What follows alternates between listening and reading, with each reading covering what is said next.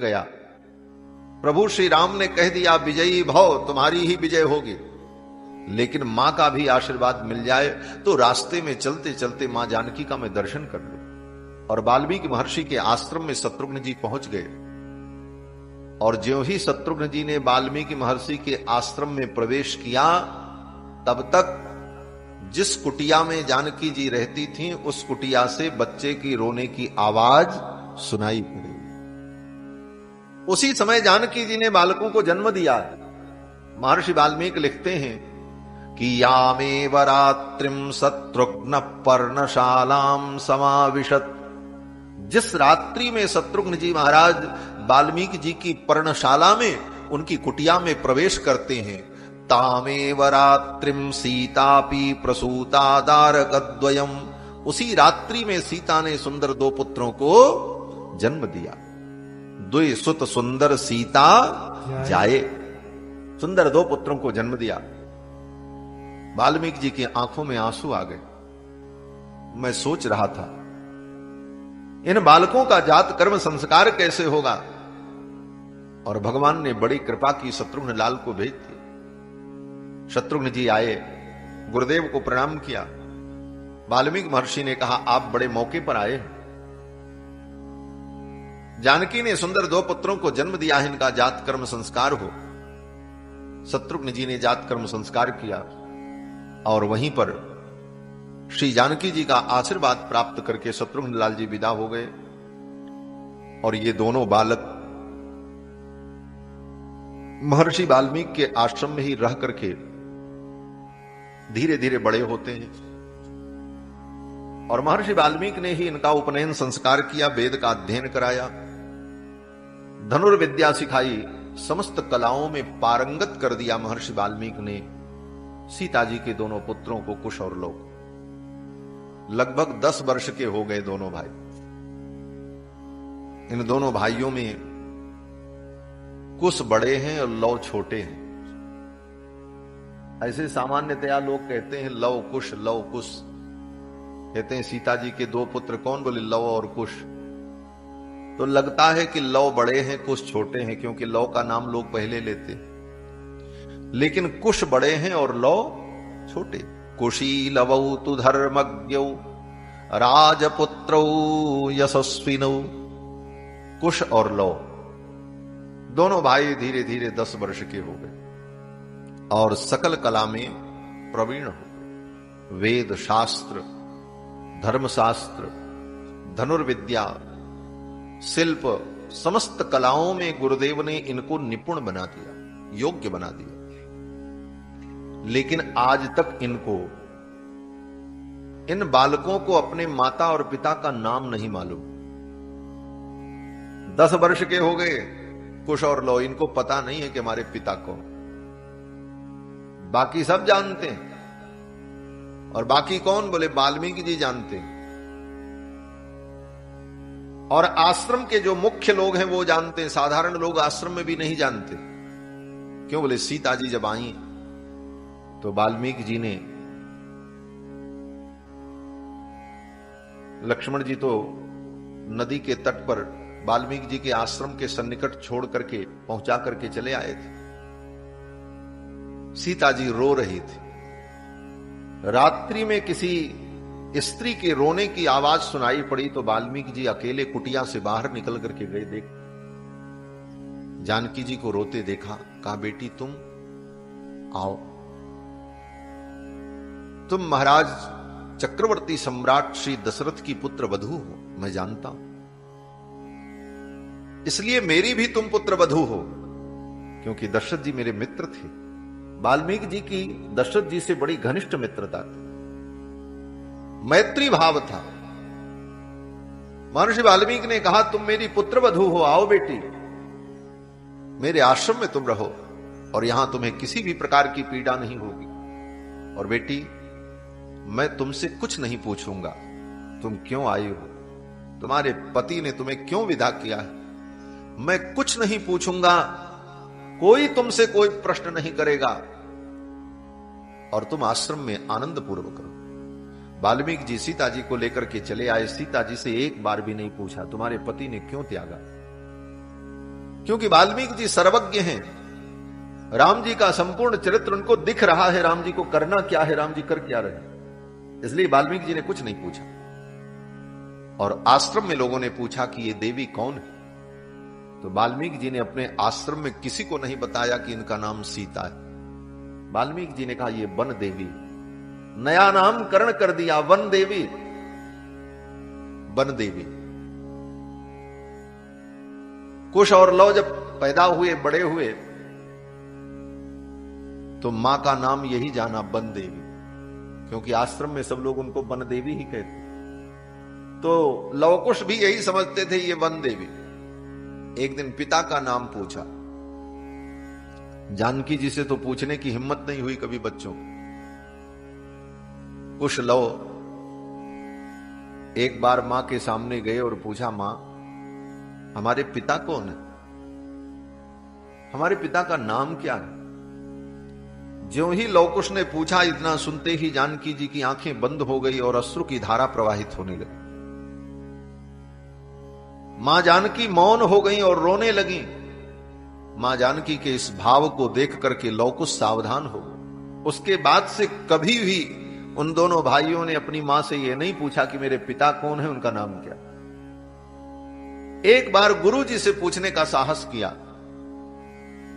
एक दिन महर्षि वाल्मीकि से पूछा, गुरुदेव हमारे पिता कौन है, हमारे पिता का नाम क्या है। तो गुरुदेव तो बड़े गंभीर हैं। उन्होंने कहा, बेटा ये पिता का नाम जानने की तुम्हें आवश्यकता क्यों हुई, क्या कारण है कि आज तुम अपने पिता का नाम जानना चाहते। तो लवकुश ने कहा, कोई पूछता है कि आपके पिता कौन हैं तो मैं क्या बताऊं। तो महर्षि वाल्मीकि ने कहा, बेटा जब व्यक्ति अपने पिता के घर में रहता है तब पिता के नाम से उसका परिचय होता है। जब अपने नाना के घर में रहता है तो वहां नाना और मामा के नाम से उसका परिचय होता है। कोई व्यक्ति अपने ननिहाल में चला जाए और वहां गांव का कोई व्यक्ति पूछे तुम किसके घर के हो, किसके बेटा हो, तो बाप का नाम बताएगा तो कौन जानेगा। वहां तो यही बताना पड़ेगा, अमुक व्यक्ति के हम नाती हैं, अमुक व्यक्ति मेरे मामा हैं। वहां तो मामा और नाना से ही परिचय होता। वाल्मीकि जी ने कहा, उसी प्रकार से ब्रह्मचारी जब गुरुकुल में वेद का अध्ययन करता है, गुरुकुल में रहता है, तो उसका परिचय उसके माता पिता से नहीं होता, उसके गुरु से होता है।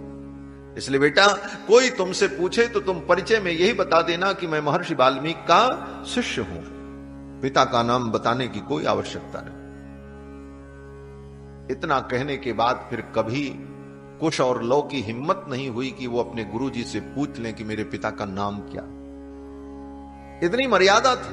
गुरु जी ने कह दिया कि कोई परिचय पूछे तो बता देना वाल्मीकि जी के शिष्य हैं, इससे ज्यादा परिचय देने की कोई आवश्यकता नहीं।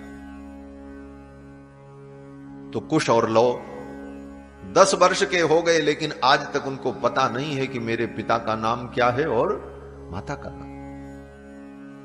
ये रहस्य वाल्मीकि जी ने इसलिए बनाए रखा कि इन्हीं को रामायण पढ़ाएंगे और फिर इन्हीं के द्वारा रामायण का गायन होगा। अगर पहले से इनको पता चल जाएगा कि ये मेरे माता पिता का चरित्र है, तब तो फिर इनको गाने में दिक्कत होगी और तब ये उस भाव से इसे नहीं गा पाएंगे। इसलिए इन्हें ये ज्ञान न हो कि ये मेरे माता पिता का ही चरित्र। और संपूर्ण रामायण लिखकर महर्षि वाल्मीकि ने कुश और लव को याद करा दिया। कहते हैं कि जब आकर के दोनों भाइयों ने गुरुजी के चरणों में प्रणाम किया तो वाल्मीकि जी ने देखा, तो वाल्मीकि जी ने अनुभव किया कि अरे ये तो ठीक राम जी जैसे। ऐसे तो वाल्मीकि जी रोज लवकुश को देखते थे, आश्रम में ही दोनों बालक खेलते थे, आश्रम में ही रहते थे। लेकिन आज जब देखा वाल्मीकि जी ने तो बड़े ध्यान से देखा। तो क्या देखा? कहते बिंबाद दिवोत्थितौ बिंबौ राम देहात् तथा परौ। बिंबाद दिवोत्थितौ बिंबौ राम देहात् तथा परौ। वाल्मीकि जी को लगा कि जैसे बिंब से बिंब निकला, बिंबात उत्थितौ बिंबौ, किसी एक बिंब से दो बिंब प्रकट हो गए। बिंब से कभी बिंब नहीं प्रकट होता, बिंब से प्रतिबिंब प्रकट होता। एक बिंब हो, प्रतिबिंब दो हो सकते हैं, तीन भी हो सकते हैं, चार भी हो सकते हैं, लाख करोड़ अरब खरब भी हो सकते हैं। बिंब से प्रतिबिंब का प्रादुर्भाव तो होता है। जैसे सूर्य आकाश में एक है और अलग अलग बर्तन में पानी रख दो तो हर बर्तन में उसका प्रतिबिंब दिखाई पड़ेगा। तो प्रतिबिंब एक से लेकर अनंत तक हो सकता है, लेकिन बिंब तो एक है। तो बिंब से प्रतिबिंब तो उत्पन्न होता है, लेकिन बिंब से बिंब उत्पन्न हो। वाल्मीकि जी कहते हैं, कुश और लौ को देख करके वाल्मीकि जी को लगा कि बिंबा दिवोत्थितौ बिंबौ राम देहात तथा परौ।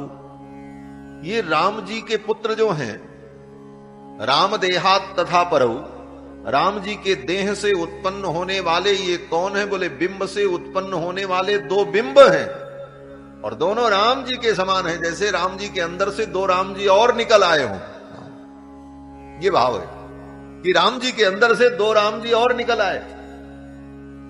और राम जी का जैसा नाज नक्शा, राम जी की जैसी बनावट, जैसी नाक, जैसी आंख, जैसी मुस्कुराहट, ठीक वैसे लौ और कुश दोनों।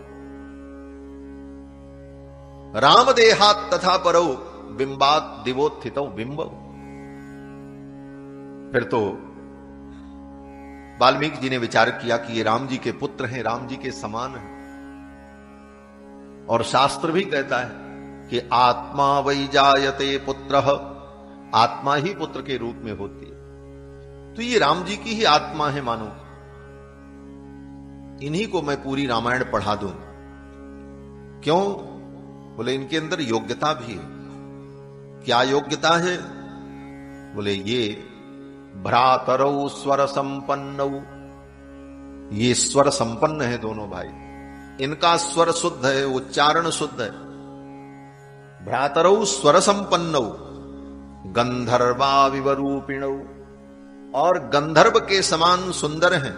जैसे गंधर्व गायन करते हैं उसी प्रकार इनकी गान कला है। और क्या विशेषता है इनकी? कहते हैं इनकी विशेषता ये है कि ये वेदेषु परिनिष्ठितौ, वेदेषु परिनिष्ठितौ, वेद में इनकी निष्ठा है। वेद शास्त्र को इन्होंने पढ़ा है। सतु मेधाविनौ, और ये मेधावी भी। यहां पर एक बात मुझे समझ में आती है कि आदि कवि महर्षि वाल्मीकि ने आदि काव्य रामायण को पढ़ाकर इस कथा को गाने की जो परंपरा का सूत्रपात किया महर्षि वाल्मीकि ने, तो वाल्मीकि ने विचार किया कि इस कथा का पहला वक्ता कैसा। क्यों? बोले अभी तक राम कथा कोई सुनाया नहीं। पृथ्वी पर लौकिक वक्ताओं में प्रथम वक्ता लव कुश बनने जा रहे हैं और इनको रामायण की कथा वाल्मीकि जी पढ़ाने जा रहे हैं और ये राम कथा सुनाएंगे। तो राम कथा सुनाने वाले की वक्ता की योग्यता क्या होनी चाहिए? 3 योग्यताएं यहां पर बताई।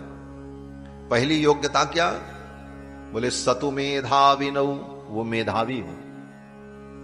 जिसको मेधा नहीं होगी, मेधा माने बुद्धि, अगर मेधा नहीं होगी तो विषय उसकी बुद्धि में रहेगा नहीं। पढ़ लेगा और जब सुनाने का समय आएगा तो भूल ही जाएगा। तो क्या सुनाएगा? मेधाविनौ, मेधावी हो, जिससे विषय उसके मस्तिष्क में उपस्थित हो। और दूसरा बोले स्वर संपन्न, स्वर संपन्न।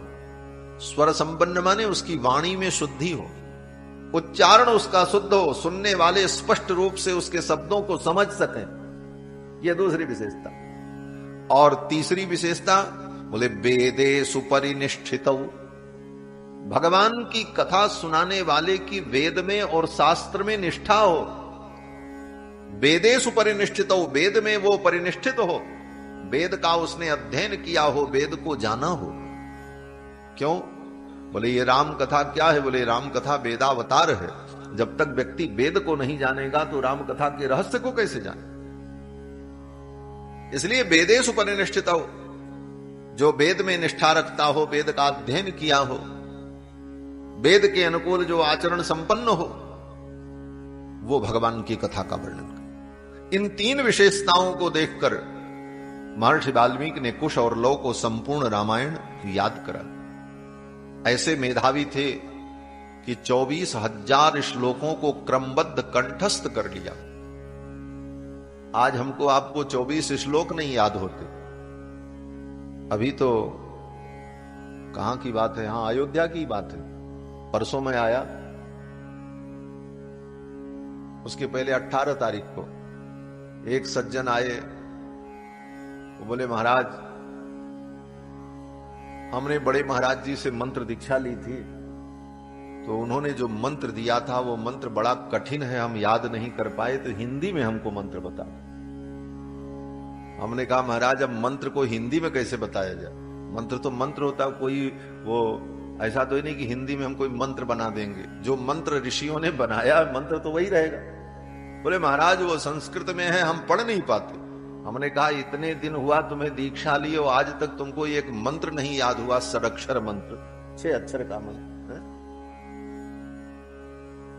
सोचो कि 6 अक्षर का मंत्र आज तक याद नहीं हुआ, आगे रांग बीज लगा करके बाद में रामाय नमः इतना ही तो बोलना, और इतना मंत्र तुमको नहीं याद हुआ। क्या तुम्हारी मेधा बुद्धि है कि एक मंत्र नहीं याद हुआ 6 अक्षर का?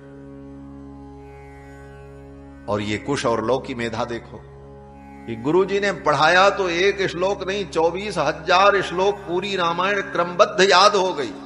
और इसके पहले जो पहले पढ़ चुके हैं वो तो अलग, चारों वेद, अथर्ववेद, ऋग्वेद, सामवेद, और धनुर्विद्या और समस्त शस्त्र विद्या, शिल्पकला जो पढ़ा वो तो अलग, व्याकरण, न्याय, मीमांसादि विषयों को जो गुरुजी से पढ़ा वो अलग।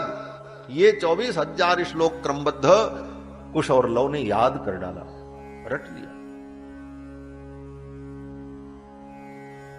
कहते हैं अंटी का धन और कंठ की विद्या यही काम आती है। आपकी गांठ में जितना रुपया है काम वही आएगा। विराजमान आपके पास करोड़ों रुपए हो लेकिन तिजोरी में बंद है, बैंक में जमा है, फिक्स है, फिक्स डिपॉजिट है, मौके पे काम नहीं आएगा। आपकी गांठ में जो है वही काम आएगा मौके पे। और विद्या, बोले विद्या जितनी पोथी में है वो पोथी में रहेगी, आपके कंठ में जितनी है उतनी काम आएगी इसमें। इसलिए हमारे यहां परंपरा रही, सब कुछ कंठ में रखने का ही प्रयास किया, कंठस्थ किया जाता था। आज भी वेद पुराण को हम लोग कंठस्थ करते हैं, ब्रह्मचारी लोग वेद को कंठस्थ करते। कंठस्थ का मतलब कंठ में उसको रख लेते हैं, कहीं बाहर नहीं, पोथी चली भी जाए तो कोई दिक्कत नहीं है, गले में तो है। इसीलिए हमारे यहां सब रटाने की परंपरा रही। लोग कहते हैं महाराज ये रट रट करके याद करके ये कौन सी पढ़ाई है, ये कोई अच्छी पढ़ाई नहीं। बोले सबसे अच्छी पढ़ाई यही, रट रट करके याद करके सब कुछ अपनी बुद्धि में, अपने कंठ में स्थापित कर लेना, यही हमारी सनातन परंपरा रही है। और आज भी ब्रह्मचारी लोग उसी परंपरा से वेद को, शास्त्र को रट करके तैयार करते हैं, याद कर। संपूर्ण रामायण महर्षि वाल्मीकि ने अपने शिष्य कुश और लव को याद करा दिया, और याद कराने के बाद कहा अब इसे तुम आश्रम में गाओ। पहली रामायण कथा महर्षि वाल्मीकि के आश्रम में ही आयोजित हुई। वाल्मीकि जी ने आयोजन किया और कहा सुनाओ। और सुनने कौन बैठे? बोले गुरु जी बैठे, वाल्मीकि जी स्वयं बैठे सुनने के, और बड़े बड़े ऋषि मुनि महात्मा लोग बैठे कथा सुनने के। बोले यही कथा होगी। पहली कथा वाल्मीकि जी के आश्रम में ही लव कुश ने सुनाई। और गुरुजी बैठ करके सुन रहे हैं। आज तो महाराज गुरुजी बैठ जाए तो चेला के मुंह से आवाज ही नहीं निकलेगी डर के मारे, महाराज क्या बोले। और गुरुदेव बैठे और बड़े बड़े ऋषि मुनि बैठे और लव कुश निर्भय होकर के कथा सुना रहे। ऐसे ही सुखदेव जी के विषय में, सुखदेव जी ने जब गंगा के तट पर भागवत कथा सुनाई राजा परीक्षित को, तो उस कथा में केवल परीक्षित नहीं थे, परीक्षित जी थे, सूत जी महाराज थे, और भी अनेक मुनि महात्मा थे। सुखदेव जी के बाप भी बैठे थे वेदव्यास जी सुनने के लिए। वेदव्यास के जो बाप थे पराशर जी, वो भी बैठे थे सुनने के लिए। उनके बाप जो थे शक्ति, वो मर चुके थे, लेकिन उनके बाप जो थे वशिष्ठ जी महाराज, वो भी बैठे थे कथा सुन। और सुखदेव जी महाराज कथा सुना रहे। सुखदेव जी के बाप, उनके बाप और उनके बाबा के बाप भी कथा सुन रहे थे और सुखदेव जी महाराज सुना रहे हैं। यहां भी सब गुरु जी बैठे हैं, आचार्य लोग बैठे हैं और कुश और लव कथा का वर्णन करने लगे। और जब कथा सुनाई तो तच्छ्रुत्वा मुनयः सर्वे बाष्प पर्याकुलेक्षणः, तच्छ्रुत्वा मुनयः सर्वे बाष्प पर्याकुलेक्षणाः। जितने मुनि महात्मा थे कथा सुन करके सब भाव विभोर हो गए महाराज, रोने लगे। वाल्मीकि जी कहते हैं बाष्प पर्याकुलेक्षणाः, उन मुनियों के आंखों से अश्रुपात होने लगा। बाष्प बारी परिपूर्ण लोचनम हो गए। बाष्प पर्याकुलेक्षणाः, और सब लोग साधुवाद देने लगे। साधु साध्वीति तावूचुः। जितने लोग कथा सुनने बैठे थे, ऋषि मुनि महात्मा लोग, सब लोग कहने लगे साधु साधु, क्या सुंदर कथा सुनाई। सब लोगों ने लवकुश को साधुवाद दिया, धन्य हो, ऐसी सुंदर कथा तुमने सुनाई। सुनाने के में उनके गीत का माधुर्य इतना सुंदर था। अहो गीतस्य माधुर्यम। उन श्रोताओं ने कहा देखो तो इनके गान में कितनी मधुरता है। गान कला केवल लय और ताल से ही मतलब नहीं रखती, उसमें आपके भाव की मधुरिमा कितनी मिली है, ये महत्वपूर्ण है। भाव की मधुरिमा, अपने भाव के माधुर्य की मिश्री को आपने कितना मिलाया है, ये महत्वपूर्ण है। ताल में और लय में और स्वर में तो आप किसी पद्य को बांध कर गा सकते हैं, लेकिन जब तक आपके हृदय की मधुरिमा उसमें मिश्रित नहीं होगी तब तक उस गान में माधुर्य नहीं होगा। बहुत से लोग गाते हैं। एक बहुत बड़े कलाकार को हमने सुना महाराज, संगीत कला के बड़े विद्वान, लेकिन जब वो गावे महाराज तो छोटे मोटे जो बच्चे हों डर के भाग जाएं, रोने लग जाएं। आप तो जानते महाराज, वो गाने लग जाएं तो उनका चेहरा देखकर, उनके वाणी की झनक को देखकर कोई छोटा मोटा बच्चा हो तो चीख करके रोने लग जाएगा, भाग जाएगा उठकर। ऐसा माधुर्य, माधुर्य तो ऐसा हो महाराज की संगीत का माधुर्य तो सांप से सीखना चाहिए। एक सांप भी संगीत की मधुरता को पहचानता है। बीन बजने लग जाए तो सांप भी मस्त होकर नाचने लगता है। बीन बजती है तो सांप भी जो क्रूर है उसके अंदर की क्रूरता घट जाती है और वो भी नृत्य करने लगता, झूमने लगता। तो संगीत का माधुर्य तो ये। अहो गीतस्य माधुर्यम। उन ऋषियों ने कहा कि इन बालकों की वाणी में कितनी मधुरता है। अहो गीतस्य माधुर्यम श्लोका नाम च विशेषता। और विशेष करके श्लोकों को बोलने की ये कला, ऐसी मधुरता और वर्णन शैली कितनी सुंदर थी। सभी लोगों ने कहा कि चिर निर्वृत्तम अप्येतत् प्रत्यक्षमिव दर्शितम। जिस घटना का ये वर्णन कर रहे हैं, चिर निर्वृत्तम अप्येतत्, जो घटना बहुत पहले घटित हो चुकी। अब राम जी के जन्म का जब वर्णन करने लगे तो राम जी का जन्म तो कई वर्ष पहले हो चुका था। अब तो राम जी राजा बन करके बैठे, तो राम जी के जन्म की जो घटना है वो कई वर्ष पहले की है। उस घटना का जब वर्णन करने लगे लवकुश, तो सुनने वालों को लग रहा था कि प्रत्यक्ष वो घटना घटित हो रही। चिर निवृत्तमप्येतत्, ये चरित्र जो चिरकाल पहले ही निवृत्त हो चुका है, माने हो चुका है। प्रत्यक्षमेव दर्शितम, वह चरित्र प्रत्यक्ष दिखाई पड़ने लगा। वर्णन की शैली इतनी सुंदर थी। चिर निवृत्तमप्येतत् प्रत्यक्षमेव दर्शितम। इस कथा को सुनकर जितने ऋषि मुनि महात्मा थे आश्रम में सब आनंदित हो गए। वाह, ऐसी सुंदर कथा सुनाई इन बालकों ने, कुश और लौ ने हमारे हृदय को तृप्त कर दिया। इनके इस उपकार का मैं बदला कैसे चुकाऊं? बोले बदला चुकाना जरूरी है। बोले हां जरूरी, यही सनातन धर्म है। सनातन धर्म क्या है? कहते कृते प्रतिच कर्तव्यम एस धर्म सनातन, यही सनातन धर्म। यह श्रीमद् वाल्मीकि रामायण का ही वचन है, सुंदरकांड में। कृते प्रतिच कर्तव्यम एस धर्म सनातन। किसी ने मेरे लिए कुछ किया है तो उसके लिए हमको क्या करना चाहिए, यह कर्तव्य बोध हो जाए और उस कर्तव्य का हम पालन करें, यही सनातन धर्म। यही सनातन धर्म है। सनातन धर्म कुछ अलग नहीं। और सनातन धर्म की जितनी विधा है, जो कुछ सनातन धर्म में हम देखते हैं, यज्ञ कर्म पूजा पाठ जप तप दान माता पिता की सेवा गुरु की सेवा समाज की सेवा, ये सब क्या है? बोले सब कृतज्ञता ही है, कृतज्ञता ज्ञापन है।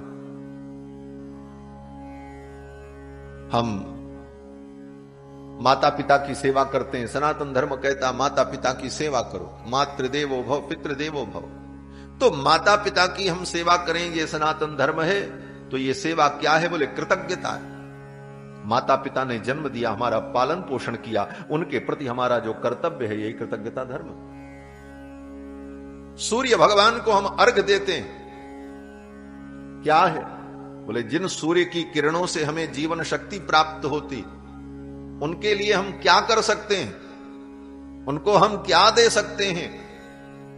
बोले उनके लिए तो हम कुछ करने का सामर्थ्य नहीं रखते, फिर भी एक अंजलि जल दे करके उनके चरणों में हम समर्पित कर सकते हैं। उनके हाथ में एक अंजलि जल दे करके, अर्घ दे करके हम अपनी कृतज्ञता ज्ञापित कर, हे प्रभु मैं आपके प्रति कृतज्ञ हूं, आपके द्वारा मुझे जीवन शक्ति प्राप्त हुई है, मैं आपको एक अंजलि जल समर्पित कर रहा हूं। ये भाव ही कृतज्ञता ही सनातन धर्म।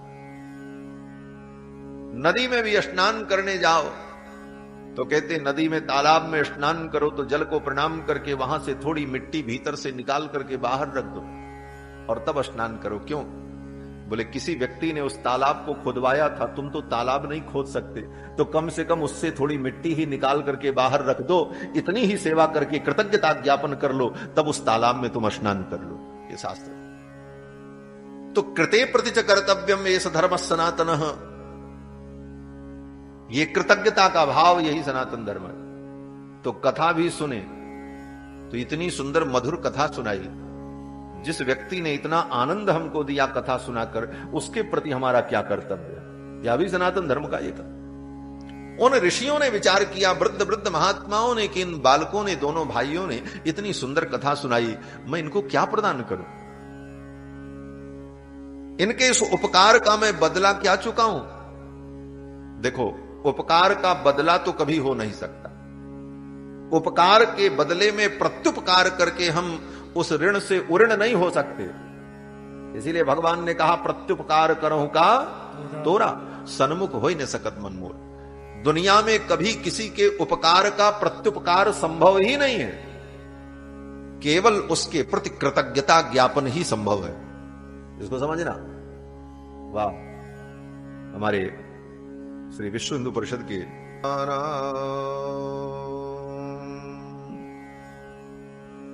मैं निवेदन कर रहा था कि कृते प्रतिच कर्तव्यम एष धर्म सनातन। किसी ने मेरे लिए कुछ किया है तो उसके प्रति हमारा कर्तव्य क्या है? यह कर्तव्य बोध ही सनातन धर्म है। कृते प्रतिच कर्तव्यम एष धर्म सनातन। और ये कृतज्ञता का भाव, कोई व्यक्ति मेरे पर उपकार किया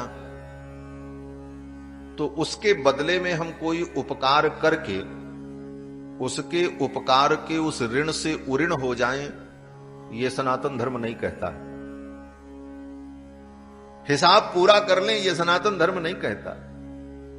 अन्य संस्कृतियों में तो ऐसा है, और आजकल के कल्चर में तो आप देखो, आप किसी की कितनी बड़ी सहायता कर दो, कुछ भी कर दो, एक शब्द में ही वो व्यक्ति आपसे फुर्सत ले लेता है। क्या बोले? Thank you. बस आपने बहुत अच्छा काम किया, और क्या बोलेगा?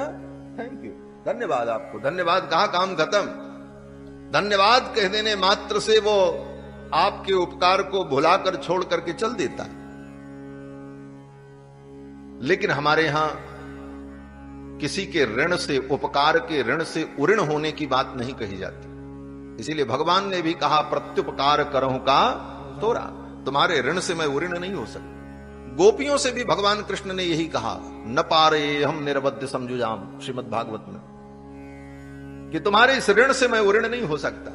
क्यों बोले, उऋण होने की प्रक्रिया क्या है, इस पर भी विचार किया वाल्मीकि रामायण में। भगवान हनुमान जी से क्यों कहते हैं कि भाई हम तुम्हारे ऋण से उऋण नहीं हो पाएंगे? कारण बोले, उऋण तब होंगे कि जितना उपकार तुमने मेरे ऊपर किया है उतना उपकार मैं तुम्हारे ऊपर करूं, तभी उस ऋण से उऋण होया जा सकता है। और वह उपकार करने के लिए वो परिस्थिति पहले तैयार हो। क्या परिस्थिति? तो भगवान कहते हैं, हनुमान तुमने जो काम किया है, सीता जी का पता लगा करके मेरे दुख को दूर किया, इस ऋण से तो उऋण तब मैं हो सकता हूं कि जब यही काम मैं तुम्हारे लिए करूं। और ये कैसे संभव? बोले संभव तभी है कि जब हनुमान जी का विवाह हो और उनकी पत्नी का कोई रावण हरण करे और तब राम जी पता लगा करके आवे और बतावे, तब इस ऋण से उऋण हो सकते। तो इतना बड़ा उपद्रव खड़ा हो, भगवान कहते मैं अपने ऋण से उऋण होने के लिए तुमको किसी संकट में डालूं, ये मैं चाहता नहीं। कहते नरह प्रत्युपकाराणाम आपत्तौ याति पात्रताम। नरह प्रत्युपकाराणाम, किसी नर ने मेरा उपकार किया है तो मैं उसके बदले में उसका प्रत्युपकार कर दूं। यह प्रत्युपकार तब संभव है जब उस नर के साथ वो आपत्ति की स्थिति पैदा हो। ये वाल्मीकि जी का वचन है, नरह प्रत्युपकाराणाम आपत्तौ याति पात्रता। तो राम जी कहते मैं ये कभी नहीं चाहूंगा कि मेरे हनुमान के ऊपर कोई आपत्ति आवे, और उस आपत्ति में मैं सहायता करके और ऋण से उऋण हूं, ऐसा उऋण होना मुझे स्वीकार नहीं है। मैं तो ऋणी ही रहना चाहता। तो सनातन धर्म की सोच इतनी ऊंची। तब बोले प्रत्युपकार तो नहीं कर सकते, लेकिन हम उनके प्रति कृतज्ञ बने रहें और अपनी श्रद्धा, अपना भाव, अपना प्रेम प्रदान करते रहें। यही कृतज्ञता सनातन धर्म है। कृतज्ञता का बोध बना रहे। और कृतज्ञ से बड़ा दुनिया में कोई पापी नहीं होता। हाँ, कृतज्ञता ही सनातन धर्म है और कृतज्ञता ही सबसे बड़ा अधर्म है। यह बात लक्ष्मण जी ने कही है सुग्रीव जी के संदर्भ में। जब सुग्रीव जी राज्य पाकर के राज्य में, राज्य सुख में राम जी के काम को भूल गए, तब लक्ष्मण जी ने राम जी से कहा, राम जी ने कहा लक्ष्मण, सुग्रीव ने भी मेरी सुधि बिसार दी, सुग्रीव सुधि मोरी बिसारी। तब लक्ष्मण जी ने कहा, प्रभु मैंने तो यही सुना है कि गाय की हत्या कोई व्यक्ति कर दे तो शास्त्र में उसका प्रायश्चित लिखा है। अगर किसी से गाय की हत्या हो गई धोखे से अथवा जानबूझ करके, और वो मन में दुखी है, इस पाप से मुक्त होना चाहता है, तो शास्त्र उसको मार्ग देगा। तुम प्रायश्चित कर लो, शुद्ध हो जाओ। सुरापे चैव, शराब पी लिया हो कोई व्यक्ति, बाद में वो पश्चाताप कर रहा हो कि इस पाप से मैं मुक्त हो जाऊं, तो शास्त्र उसके लिए भी प्रायश्चित बता देता है कि चलो ये काम तुम कर लो तो शुद्ध हो जाओगे, पवित्र। लेकिन लक्ष्मण जी कहते हैं कि कृतघ्ने नास्ति निष्कृति ही, कृतघ्न का कोई प्रायश्चित नहीं होता। कहीं किसी शास्त्र में किसी कृतघ्न के लिए प्रायश्चित का विधान नहीं है। व्यक्ति कृतघ्न हो तो उस कृतघ्नता के पाप से कैसे मुक्त हो, इसका कोई प्रायश्चित शास्त्र में नहीं। इतना भयंकर पाप है कृतघ्नता। लिखा तो यहां तक है कि कोई व्यक्ति जो कृतघ्न होता है वो मर जाए तो उसके मांस को कौवा और गिद्ध भी नहीं खाते। वो जानते हैं कि ये कृतघ्न है, इसका मांस भक्षण करने योग्य नहीं। कृतघ्न के शरीर का मांस कौवा और गिद्ध को भी पसंद नहीं। कृतघ्ने नास्ति निष्कृति। तो कृतज्ञता हमारे जीवन में न हो, कृतज्ञता, और वह कृतज्ञता भाव के द्वारा ज्ञापित। उन मुनियों ने, महात्माओं ने कथा सुनी, बड़े भाव विभोर, ऐसी सुंदर कथा सुनाई। इन बालकों ने, इनको मैं क्या करूं? इनके ऋण से तो मैं वो ऋण हो नहीं सकता, लेकिन कुछ अपनी भाव पुष्पांजलि तो देनी ही चाहिए। तो उन मुनियों ने, महात्माओं ने क्या किया? वाल्मीकि जी कहते हैं, प्रसन्नो बल कलम कश्चित। एक महात्मा कथा सुनकर के बड़े प्रसन्न हुए, तो उन्होंने ला करके अपना बलकल वस्त्र जो है कुश और लौ को भेंट कर दिया। बोले लो बेटा, ये तुम्हारे काम आएगा। प्रसन्नो बल कलम कश्चित ददौ ताभ्याम महायशाह अन्यः कृष्णा जिनमदात। एक महात्मा ने अपना मृगचर्म ला करके दे दिया। बोले लो ब्रह्मचारी, ये मृगचर्म तुम्हारे काम आएगा। किस काम में आएगा? बैठने के लिए?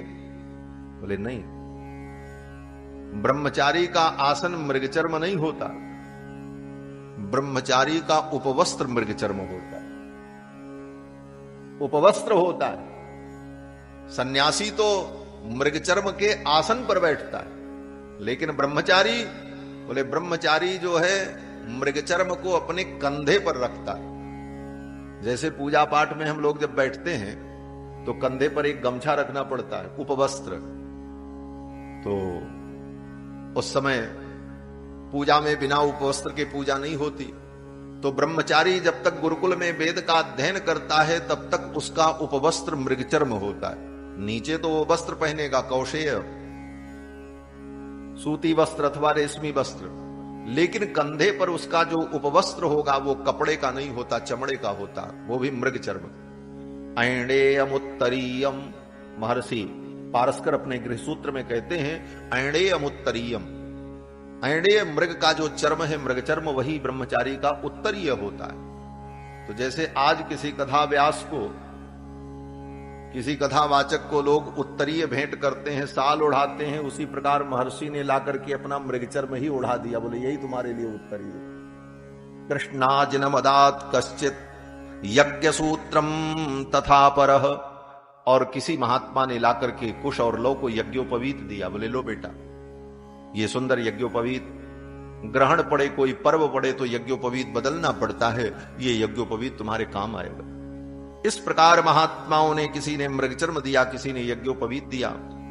एक महात्मा तो बड़े विलक्षण थे महाराज। कश्चित कमंडलुम प्रादात। एक महात्मा ने तो अपना कमंडल ही दे दिया। बोले लो बेटा, ये तुम्हारे काम आएगा। साधु दुनिया में सब कुछ दे देता, अपना कमंडल नहीं देता महाराज। कहते हैं दंड कमंडल न छूटे, सारी दुनिया छूट जाए। दंड कमंडल नहीं छूटना चाहिए।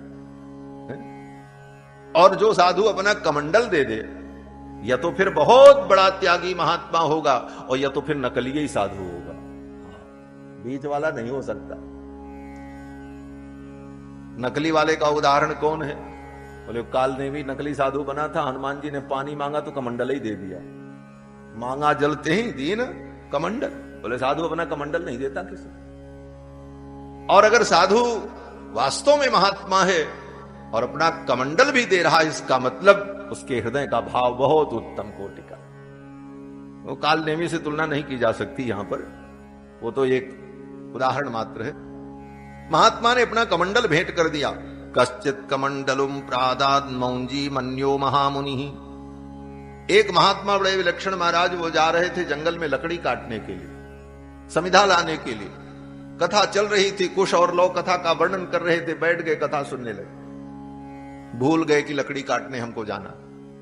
कथा का रस यही है, कथा सुनने आवे और उसको घड़ी दिखाई पड़े और कहां जाना है, बार बार मन उसका उस विषय का ध्यान करे, इसका मतलब वो कथा सुनी नहीं रहा। कथा में बैठ जाने के बाद तो दुनिया के सारे काम भूल जाएं, वही व्यक्ति कथा को पीता है, वही कथा को पी सकता है। इसीलिए कहा पिबत भागवतम रसमालयम, इस रस को पियो। पिएगा कौन? बोले जो सब भूल जाए। और पिया भी इसीलिए जाता है कि सब कुछ भूल जाए। दुनिया में जो लोग पीते हैं, वो चीज जो पीते हैं वो भी इसीलिए पीते हैं कि सारी दुनिया भूल जाए। पीते हैं गम भुलाने को, सब भूल जाए, दुनिया के गम छूट जाए, इसलिए पी लेते हैं। लेकिन वो पीने का कोई मतलब नहीं, इसे पी लो तो सारी दुनिया का गम निश्चित छूट जाएगा। ये भगवान की कथा, ऐसा रस। ये रस पी लेने के बाद दुनिया के सारे दुख दूर हो जाते हैं। पिबत भागवतम रसमालय।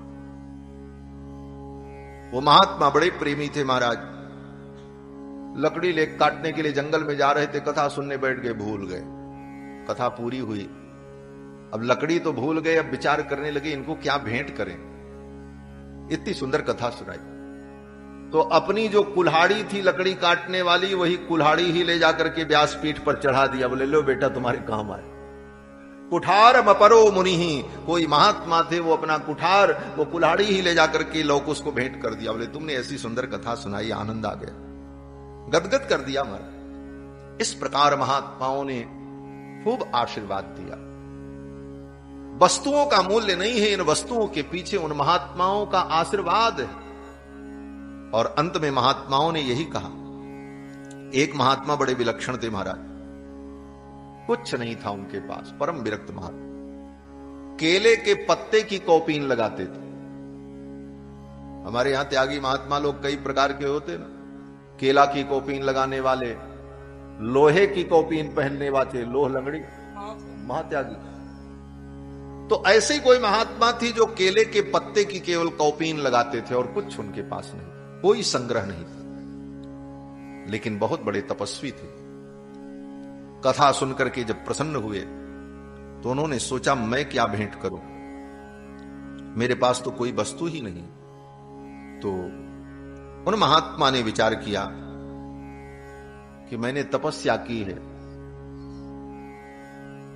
मैंने भजन किया है। उन महात्मा ने कहा, हे कुमारों, ऐसी सुंदर तुमने कथा सुनाई, मैं आशीर्वाद देता हूं मेरी आयु भी तुमको प्राप्त हो जाए और जिससे तुम सदा ऐसी कथा सुनाते रहो। आयुष्य मपरे तथा, अपनी आयु का ही दान कर दिया महाराज लौकुश को। क्यों? बोले तुम्हारी आयु बढ़ जाएगी तो कितनों को कथा सुना करके तुम धन्य करते रहो। आयुष्य मपरे तथा, अपर मुनि महात्माओं ने आयुष्मान होने का वरदान दिया। इसको दूसरे अर्थ में कहो तो अपनी आयु का ही दान कर दिया लौकुश को, कि मेरी आयु भी तुमको प्राप्त हो जाए। ये पहली कथा हुई कुश और लौकी। अब महर्षि वाल्मीकि ने कहा, बेटा बड़ी सुंदर कथा हुई और खूब आनंद किया, अब तुम्हें फिर कथा सुनानी है, लेकिन अब व्यास पीठ पर बैठ करके कथा नहीं सुनानी, अब घूम घूम करके कथा सुनानी। मोबाइल कथावाचक बनना है, चलता फिरता कथावाचक। बोले ऐसी कथा कहां होगी? तो महर्षि वाल्मीकि ने कहा कि नैमिषारण्य में राजाधिराज भगवान श्री रघुनंदन का अश्वमेध यज्ञ चल रहा है। जो पृथ्वी के चक्रवर्ती सम्राट हैं उनका अश्वमेध यज्ञ चल रहा है। उस अश्वमेध यज्ञ का हम लोग दर्शन करने चलेंगे और वहीं पर घूम घूम करके ये कथा सुनानी है तुम्हें। क्योंकि अश्वमेध यज्ञ नैमिषारण्य में हो रहा है तो महाराज का संपूर्ण परिवार वहीं है। संपूर्ण शासन व्यवस्था नैमिषारण्य से ही संचालित हो रही, क्योंकि एक दो दिन का यज्ञ तो था नहीं। अश्वमेध यज्ञ 360 दिन में संपन्न होता है, 1 वर्ष लगता है। आजकल तो अश्वमेध यज्ञ के नाम पर लोग नाटक करते हैं। 5 दिन का 11 दिन का यज्ञ किया और नाम क्या रखा? बोले अश्वमेध यज्ञ कर रहे हैं। अश्वमेध यज्ञ ऐसे ही नहीं होता। अश्वमेध यज्ञ 360 दिन, 1 वर्ष लगता है पूरा पूरा। और अश्वमेध यज्ञ की समाप्ति पर 1 लाख ब्राह्मण को भोजन कराने की विधि है। आज कोई अश्वमेध यज्ञ करे तो 1 लाख शुद्ध पवित्र ब्राह्मण ही नहीं मिलेंगे भोजन कराने। किनको भोजन कराओ? नाम के ब्राह्मण तो बहुत मिलेंगे, लेकिन संध्या वंदन करने वाले, गायत्री जप करने वाले, कर्मनिष्ठ 1 लाख ब्राह्मण ढूंढने जाओ भारत में। अश्वमेध यज्ञ साधारण यज्ञ नहीं है,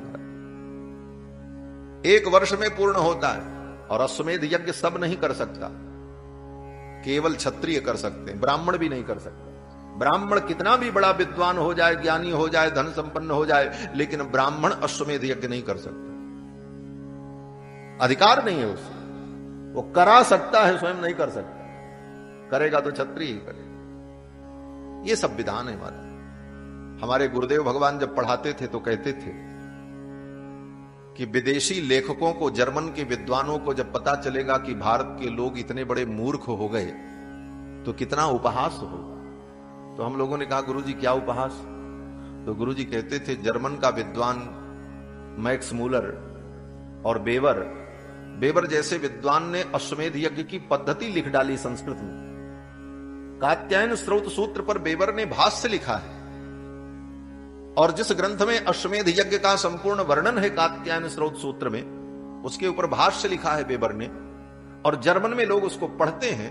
तो गुरुजी कहते थे कि जब जर्मन के विद्वान सुनेंगे कि भारत में 5 दिन का अश्वमेध यज्ञ हो रहा है, 11 दिन में अश्वमेध यज्ञ का ढोंग चल रहा है भारत में, तो जर्मन के वे विद्वान भी हंसेंगे कि जिस देश में अश्वमेध यज्ञ की पद्धति थी, जहां के विद्वान अश्वमेध यज्ञ करते थे, आज वहां लोग अश्वमेध के विषय में कुछ जानते हैं। ये उपहास हो। महाराज अश्वमेध यज्ञ 360 दिन में संपन्न होता है। राम जी का अश्वमेध यज्ञ नैमिषारण्य में चल रहा था, और जजमान को कहीं जाना नहीं, क्योंकि यज्ञ की दीक्षा लेने के बाद जजमान कहीं जा नहीं सकता। आज के जैसे जजमान थोड़ी होते हैं, दिन में यज्ञ किया और शाम को जाकर के कोर्ट कचहरी सब दिन भर करके तब आए, फिर शाम को यज्ञ में आरती कर रहे हैं। यजमान के लिए कठोर नियम होता। महाराज यज्ञ में दीक्षा ले लेने के बाद उसे दूसरा कोई काम नहीं करना। और अश्वमेध यज्ञ की जब दीक्षा होती है तो उस दीक्षा में जजमान के हाथ बांध दिए जाते। महाराज ये 5 उंगलियों को ऐसे कपड़े से लपेट करके बांध दिया जाता है, और इस पे एक हिरन की सींग बांध दी जाती हाथ में, कि अगर कहीं खुजली करनी हो तो उसी सींग से खुजली कर लो, उंगलियां नहीं चलेंगी, कपड़े से बंधी रहती। इतने सारे कठोर नियमों का पालन करते हुए राम जी अश्वमेध यज्ञ की दीक्षा लेकर के बैठे थे नैमिषारण्य में। वाल्मीकि जी महाराज कुछ लौ को लेकर के आए और कहा देखो घूम घूम करके कथा सुनानी, और तुम्हारी कथा सुनकर के राजाधिराज रघुनंदन अगर आमंत्रण दे कि मेरे दरबार में आओ कथा सुनाओ, तो उनका आमंत्रण स्वीकार कर लेना, चले जाना, क्योंकि वो राजा है। राजा की अवज्ञा नहीं करनी चाहिए, राजा भगवान का स्वरूप होता। और कथा सुनाना, और अगर वो कथा सुनने के बाद दक्षिणा दें तो दक्षिणा मत लेना। वाल्मीकि जी ने पहले ही सिखा दिया, बोले दक्षिणा दें तो मत लेना, कह देना हम दक्षिणा नहीं लेंगे, हमारे गुरु की आज्ञा नहीं। ये मना क्यों किया? बोले वाल्मीकि जी ने इसलिए मना किया कि ये क्षत्रिय कुमार हैं, राम जी के पुत्र हैं, क्षत्रिय बालक हैं, क्षत्रिय कुमार हैं। ये कथा तो सुना सकते हैं, लेकिन कथा के बदले में दक्षिणा लेंगे तो इनको पाप लग जाएगा, क्योंकि कथा सुना करके, पूजा करके, कोई धार्मिक कार्य करके उसके बदले में दक्षिणा लेना, ये केवल ब्राह्मण का धर्म है और किसी का धर्म नहीं। ये सनातन धर्म का सूक्ष्म सिद्धांत है। आज इन बातों को कोई समझने को तैयार नहीं। बोलो महाराज तो खोपड़ी फोड़ देंगे लोग, कहेंगे बाबा तो बड़े दकियानूसी, बाबा तो बड़े मनुवादी। लेकिन सिद्धांत यही है कि कोई भी धार्मिक अनुष्ठान और कृत्य करके उसके बदले में दक्षिणा देने की विधि केवल ब्राह्मण के लिए और किसी की। इसीलिए महर्षि वाल्मीकि ने कहा दक्षिणा वक्षिणा मत लेना, कह देना हमें यह सब नहीं चाहिए। अब महाराज कुश और लौ आए और घूम घूम करके मार्ग में कथा सुनाने लगे। कुश और लौ के पीछे संपूर्ण प्रजा चल पड़ी महाराज कथा सुनने के लिए। लोग पीछे पीछे चल रहे हैं, अपार भीड़ चल रही थी। अब आप विचार करो, कोई कथावाचक कथा सुनाते हुए बीणा बजा करके, तंत्री लय समन्वित, दोनों भाई बीणा बजा रहे हैं और गा रहे हैं, और गाते हुए चल रहे हैं, और इस कथा को सुनने के लिए हजारों लोग कुश और लौ के पीछे पीछे चल रहे हैं, बालक, वृद्ध, स्त्री, पुरुष।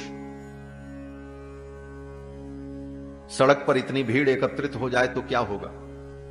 बोले जाम लग जाएगा। भाई सड़क पे भीड़ एकत्रित होती तो क्या होता? बोले जाम लग जाता, इधर की गाड़ी इधर रुक गई, उधर की गाड़ी उधर रुक। और जाम लग जाए तब बोले जाम में कोई भी व्यक्ति फंस सकता है।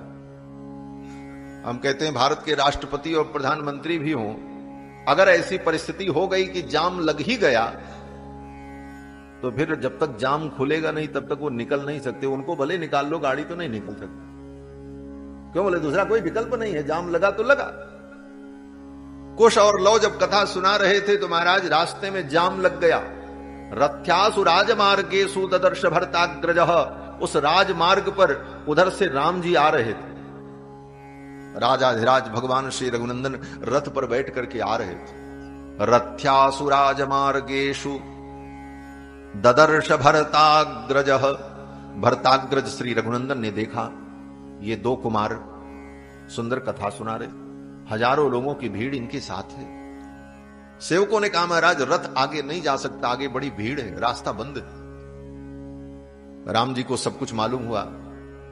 राम जी ने अपने सेवकों से कहा कि जाओ, ऐसी सुंदर कथा सुना रहे हैं, इन बालकों को लेकर के आओ और ये मेरे दरबार में कथा सुना में हम सब सुनेंगे। फिर तो सेवक लोग गए, भैया भरत गए, लक्ष्मण जी गए और आदर पूर्वक कुश और लौ को लेकर के आए। बोले महाराज ने आपको बुलाया। गुरुजी ने तो पहले ही कहा था महाराज बुलावे तो चले जाना, मना मत करना।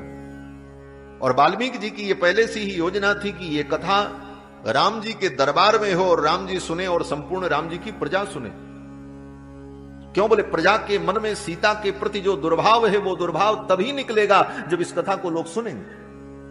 क्यों? बोले ये राम जी की कथा नहीं है, ये किसकी कथा है? वाल्मीकि जी कहते हैं कृष्णम रामायणम काव्यम सीतायाश्चरितम महत। ये सीता जी का महान चरित्र है। बोले राम जी की कथा तो प्रासंगिक है, राम जी का प्रसंग बस वर्णन आता है, प्रधानता तो जानकी जी के चरित्र की। इसलिए रामायण काव्य क्या है? बोले सीता जी का महान चरित्र है। और सीता जी के महान चरित्र को जब लोग सुनेंगे तभी जानेंगे कि सीता कितनी पवित्र है और निष्कलंक है, तभी लोगों के मन का दुर्भाव दूर हो। और कुश और लौ आए, राम जी ने उनका आसन लगवाया और कथा प्रारंभ भई। राम जी के दरबार में कुश और लौ कथा सुनाते हैं। बस दो बात कह करके वाणी को मैं विराम दूंगा, महाराज जी का भी उद्बोधन होना है। दरबार में कथा प्रारंभ हुई तो राम जी सिंहासन पर बैठे थे। राम जी ने विचार किया सिंहासन पर बैठ करके कथा नहीं सुननी चाहिए। क्यों? बोले कथा सुने, सुनाने वाले के बराबर आसन लगा करके बैठे तो पुण्य का नाश हो जाता। सुनाने वाले वक्ता से ऊंचे आसन लगा करके बैठे तो व्यक्ति को नरक की प्राप्ति होती है। समासनात् पुण्य हानि उच्चाच निरयम ब्रजेत। सुनाने वाले से ऊपर आसन सुनने वाले का हो तो वो नरकगामी होता है, सुनाने वाले के बराबर आसन हो बोले पुण्य का नाश होता है। इसलिए सुनाने वाले से नीचे आसन सुनने वाले का होना चाहिए। राम जी ने विचार किया कि मैं सिंहासन पर बैठ करके कथा सुनूं, ये मर्यादा नहीं। राम जी अपने सिंहासन से उतरकर साधारण लोगों के बीच में जाकर के राम जी बैठ करके इस कथा को सुनते हैं। महर्षि वाल्मीकि कहते हैं सचापि राम परिषद गतः सनैहि। राम जी अपने सिंहासन से उतरकर जाकर के परिषद में लोगों के बीच में बैठ गए और दत्त चित्त होकर के इस कथा को श्रवण करने लगे।